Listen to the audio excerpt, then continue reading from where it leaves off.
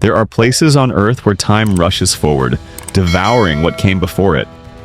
And then, there are places where time lingers, where it circles instead of sprints, where memory settles into the land like mist on stone. Ireland is one of those places. Long before borders were drawn, before flags, before empires, before names were written down, this island was already remembering. Not through books, not through monuments, but through blood. Through quiet, unbroken inheritance. Tonight, we follow a trail that does not run through castles or crowns, but through cells. Through ancestry that refused to be erased. This is the story of why Irish DNA is older than most European DNA. And why some histories are not written, they are carried. When geneticists first began mapping the DNA of Europe, they expected patterns of conquest, replacement, and movement. They expected noise. What they found in Ireland was silence, a strange stillness in the data, a continuity that should not have survived.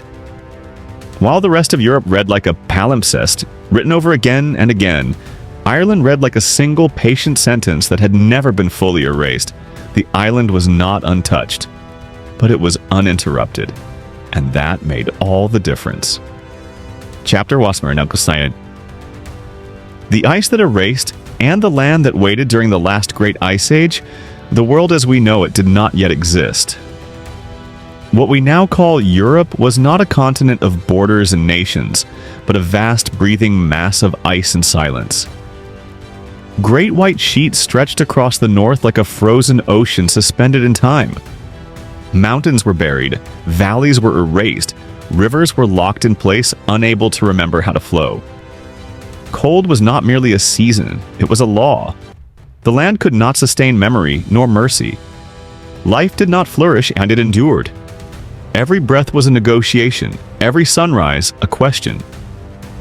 So humanity moved, not in conquest, not in ambition, but in instinct. Groups fractured and scattered like embers drifting from a dying fire. They followed warmth the way roots follow water. They moved southward, generation by generation, leaving behind the places that no longer remembered them. Survival became a language spoken through movement. Those who could adapt lived. Those who could not became part of the silence beneath the ice. And yet, even in retreat, humanity learned. Bodies changed. Diets shifted. Tools refined themselves through necessity. Stories grew shorter, sharper, easy to carry when nothing else could be. Then, slowly, almost imperceptibly, the world inhaled. The ice began to loosen its hold. Not all at once, not dramatically, but with patience, the way ancient things always move. Glaciers receded inch by inch. The land exhaled rivers. Green returned in whispers, and humanity followed. Northward again, they traveled, not as conquerors, but as listeners. They read the land the way one reads a scar, carefully, respectfully, aware of the pain beneath the surface. Every step was cautious, every settlement temporary. Among the last places to awaken was Ireland, a land held apart by water, a land waiting beyond the reach of easy passage. For a long time, it remained untouched, watching the world return from beneath its veil of ice. When humans finally arrived roughly 10,000 years ago, they were not beginners, they were not naive, they were not untested.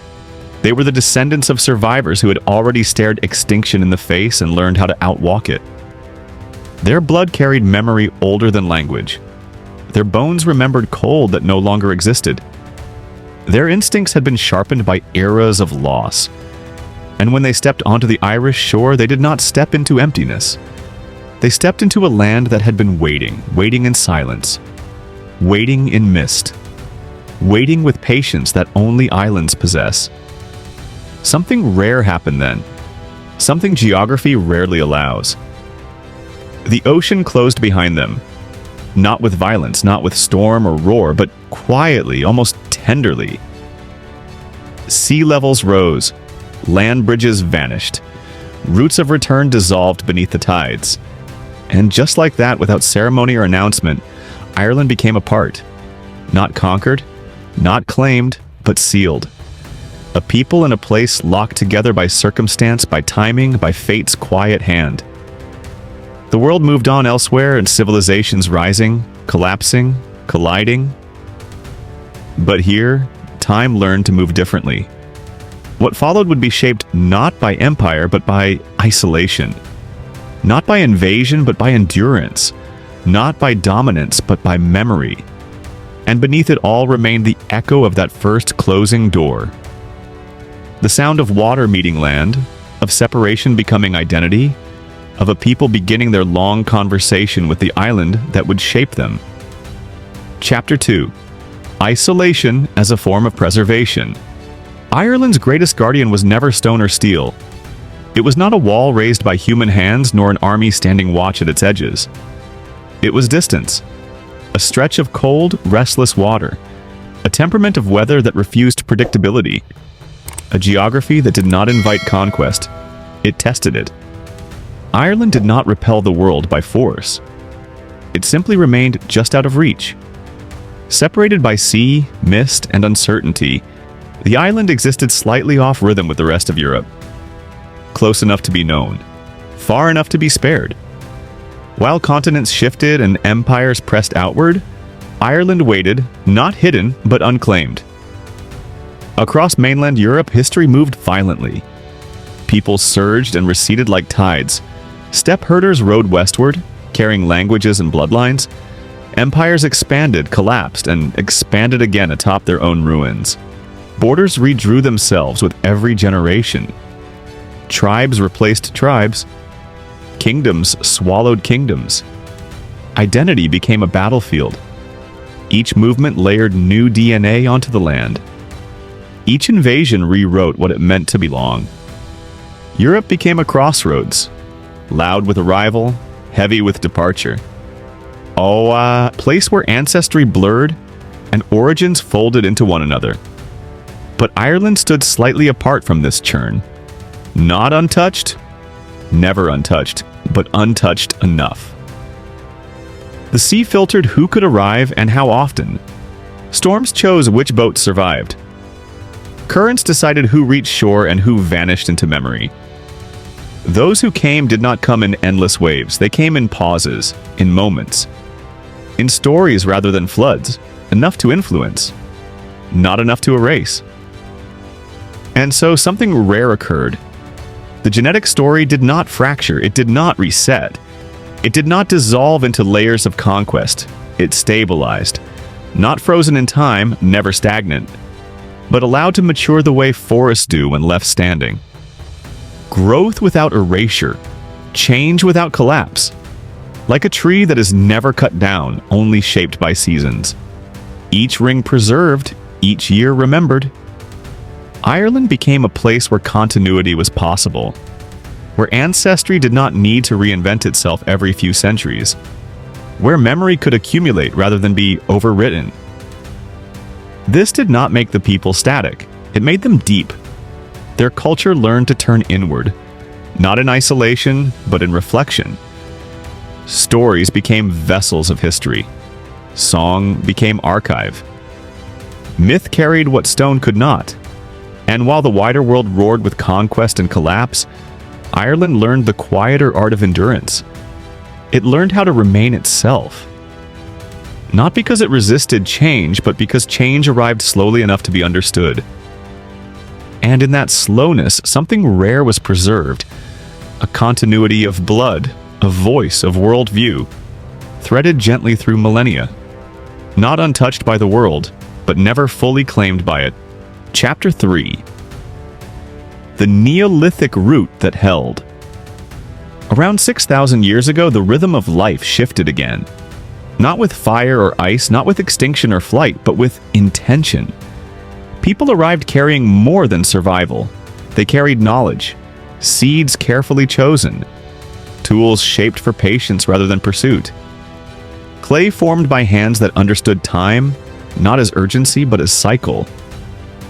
These were the early farmers, descendants of agricultural societies that had first learned to coax life from the soil in the lands of Anatolia and the Near East.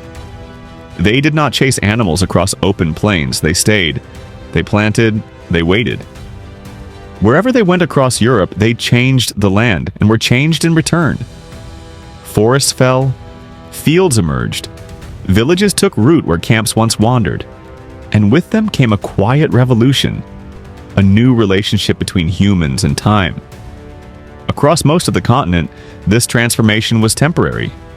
Later waves arrived, herders from the steppe, warriors, empires, migrations layered atop one another. Each new movement diluted what came before. The agricultural lineages were absorbed, overwritten, scattered into the genetic background. But Ireland followed a different rhythm. When Neolithic farmers reached its shores, they did not vanish into history's noise. They endured. They cleared forests not for conquest, but for continuity. They built monuments that outlived memory. Stone circles aligned with the sky, passage tombs that greeted the solstice light as if time itself were invited inside. They learned the temperament of the soil. They listened to the rain. They adapted to the island rather than reshaping it in haste. And, crucially, no great wave came to erase them.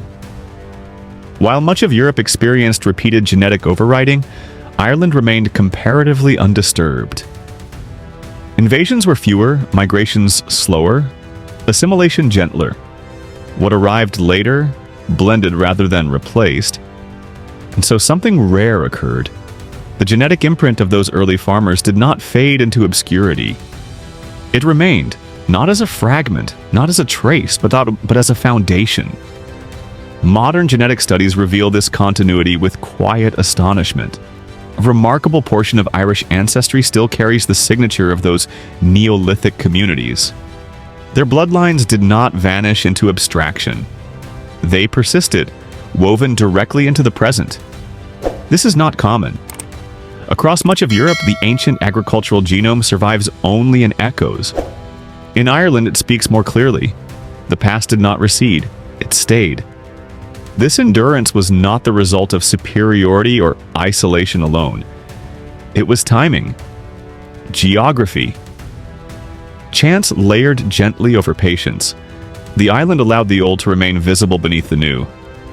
And so, Irish ancestry became something layered rather than overwritten. A long memory rather than a broken record. The people who live there today still carry within them the quiet persistence of those first farmers. The ones who planted knowing they might never see the harvest, who built monuments for futures they would never witness, who trusted that the land would remember them, even if history did not. In Ireland, the Neolithic did not vanish. It settled. It rooted. And it held. Chapter 4. The Bronze Age that stayed. Then came the Bronze Age, not as a rupture, but as a turning. A subtle deepening of the human story already unfolding on the island. New technologies arrived, metal drawn from stone, shaped by fire, hardened by intent. Tools grew sharper, weapons grew heavier, ornaments began to carry meaning beyond utility. Along with bronze came new sounds in the air, new rhythms of speech, new ways of naming the world. These arrivals are often linked to early Indo-European speakers, people whose languages would eventually echo across much of Europe, giving rise to what we now recognize as Celtic identity. They brought with them patterns of thought as much as patterns of trade, ideas of kinship, of hierarchy, of gods who moved through sky and storm. This was not a quiet change, but it was not a cleansing one either. The Bronze Age in Ireland did not arrive as a wave that erased the shore. It arrived as a tide that layered itself gently atop what already existed. Old ways were not destroyed, they were absorbed. Stone circles still stood. Ancient burial sites were still honored. The memory of Neolithic builders lingered beneath the new metalwork, beneath the evolving rituals. And so something rare happened again. The island accepted transformation without surrendering continuity. This moment, on this Bronze Age arrival, would become the last great genetic reshaping Ireland would experience. After this, the bloodlines largely settled. History continued to move. Visitors came, influences arrived, but the foundation remained intact. Vikings would come later, sharp and sudden like storms off the sea. They raided, traded, settled along the coast. They left names, ports, and echoes in language. But their numbers were small. They blended more than they replaced. Then came the Normans. Organized, ambitious, structured. They built castles and systems, redrew power rather than people. They married into local families. They became part of the land they intended to control. Empires brushed against Ireland like passing weather systems. Powerful, loud, temporary. None fully took root in the blood. What changed most after the Bronze Age was not who the people were, but how they expressed themselves. Language evolved. Myth adapted. Law transformed. Faith reshaped itself again and again. Yet beneath these surface shifts, the deeper continuity held. Genetically, Ireland remained unusually stable compared to much of Europe. The great population turnovers that redefined other regions simply did not happen here. Culture flowed. DNA endured. This is the quiet paradox of Irish history. Constant influence without erasure. The island became a vessel, absorbing, translating, reinterpreting, but rarely replacing itself. Each arrival left a trace, not a takeover. Each contact added a layer, not a fracture. And so the Bronze Age did not vanish into the past. It settled into the marrow of the people. Its echoes lived on in craft and story, in social bonds and symbolic thought, in the way land was valued, in the way ancestry was remembered. By the time the wider world began to reshape itself through empire and industry, Ireland already carried a deep internal continuity, one forged not through isolation alone, but through selective endurance. The Bronze Age stayed, not as an artifact, but as a foundation quietly holding everything above it in place. Chapter 5. What older truly means. When we say Irish DNA is older, we are not speaking of superiority, not of purity, not of being somehow more authentic or more chosen. That is not the story. Older does not mean better. It means continuous. It means fewer interruptions across time, fewer moments where the thread was cut and tied again by force, fewer chapters torn out and rewritten by conquest. It means the story did not stop. In much of Europe, history arrived in waves, each powerful enough to wash away what came before. Empires rose and fell. Borders shifted. Peoples were displaced, absorbed, overwritten. Lineages were layered like palimpsests. New writing pressed so hard upon the old that the earlier text became faint, nearly unreadable. This is not loss, it is transformation. But it is a different kind of memory. Ireland's story unfolded more slowly, not because it was untouched, but because it was interrupted less often. Its population experienced fewer total replacements. Its genetic lines bent rather than broke. Change came, but usually through blending, not erasure. So when we say older, we mean the continuity of inheritance runs deeper. The line between past and present is less jagged. The echoes travel farther without being drowned out. Ireland became something like a living archive. Not a museum preserved behind glass, but a library still in use. Pages were added.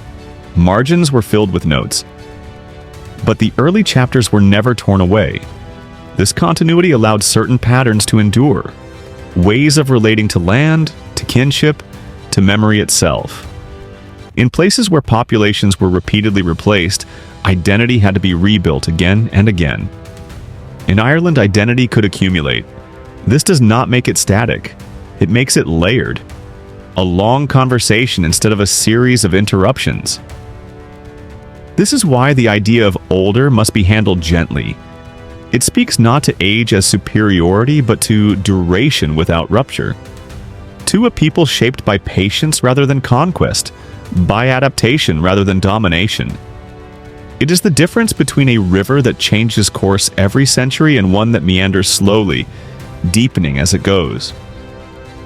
Ireland's genetic story is not louder than others. It is quieter, and therefore easier to miss. But listen closely and you hear continuity where elsewhere there is noise. Not untouched, not frozen, but held together. A living archive, still breathing, still remembering, still carrying forward a story that never fully broke. Chapter 6. The body is memory. Every cell is a library, not a quiet one, but a living archive. Shelves built of flesh. Volumes written in code older than language itself.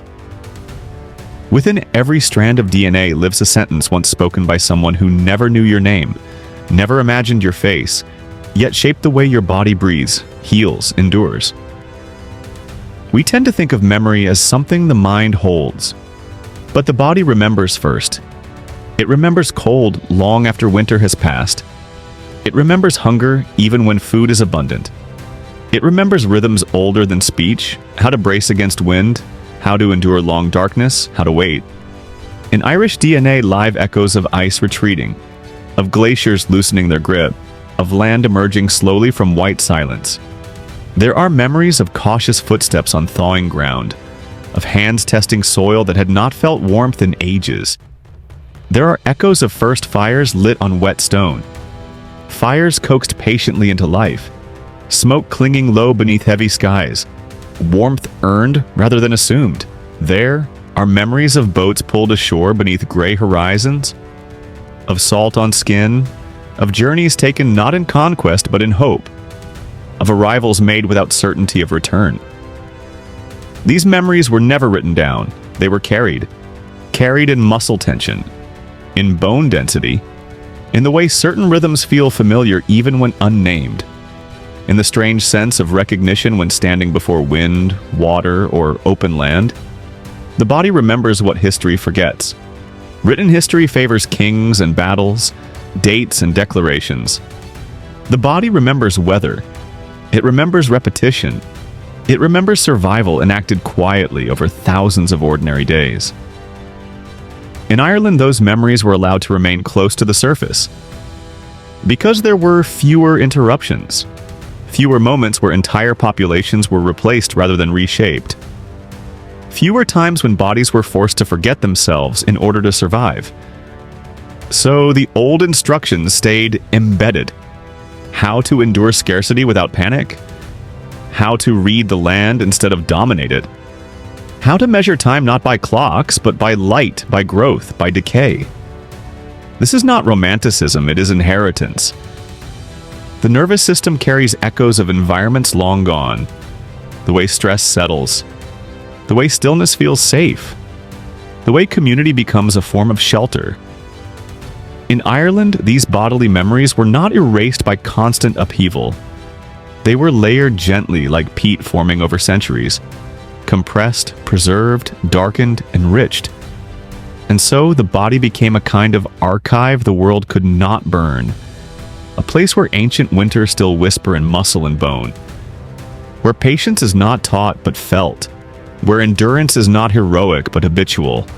To carry this inheritance is not to live in the past, it is to move through the present with an older compass, one that senses when to wait, when to endure, when to speak, when to be silent. This is what it means when we say the body remembers. Not nostalgia, not myth, but a quiet continuity, a lineage of sensation and instinct, passing through time unnoticed until someone finally listens. And in Ireland for a long while, the world allowed that remembering to continue. So when people say Ireland feels ancient, they are not speaking metaphorically. They are sensing continuity. A lineage that did not rush forward but waited, listened, endured. The land remembers. The blood remembers. And beneath the modern world, beneath language and nation and time itself, that memory still breathes. If this story stirred something quiet within you, if you felt history not as information, but as presence, then stay with us here at Moonlight Whisper. We do not chase the loud past. We listen for the old truths still breathing beneath it.